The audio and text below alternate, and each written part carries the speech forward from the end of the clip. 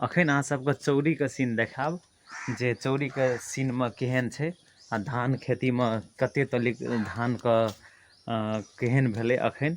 एहिसँ पहिनुकवा वीडियो में देखेने छलहुँ जे धान कते तलिक जे छै शुरू में धान रोपला के बाद में जे छलै केहन छलै। सएह वीडियो अखन देखाब जे हम चौरी में छी, धान वाला चौरी में।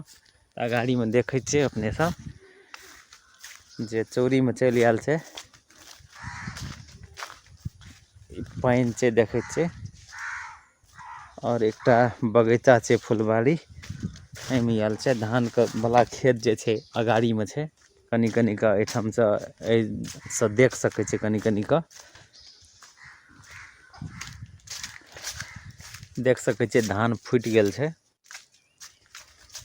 धान फुटल छै कते नीक से, और धान केहन छै देख सकै छियै। और एहिमे गाछ वृक्ष सब छै, आम के गाछ, सपेती गाछ, शीशो के गाछ, कटहर गाछ सब लगेना छै, टीक गाछ छै। आ धान के चौरी में आब आड़ि पर देना जाइ छी, बीच आड़ि पर आब घुसि रहल छियै। तो देख सकै छी अपने सब धान जे छै फुटि गेल छै अखन। धान फुटल छै केहन, धान केहन ग्रो भेल छै, कते आगाँ तक गेल छै से देख सकै छियै।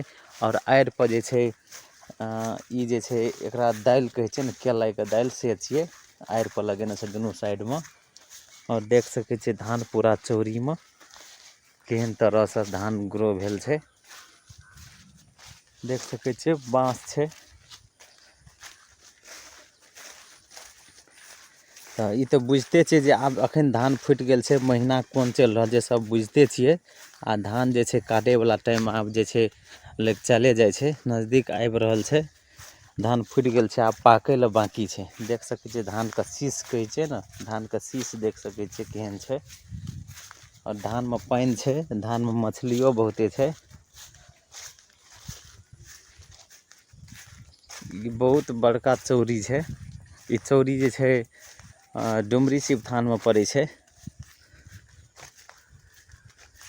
देख सकै छियै कते बड़का छै। समय 10 बजि रहल छै अखन।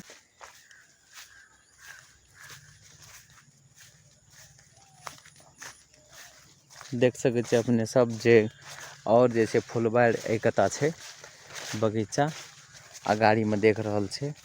आ ओने से किरण के रोशनी जे आबि रहल छै, सूर्य के रोशनी जे आबि रहल छै, ताहि के कारण से कनिक करिछौ वीडियो आबैत हैत।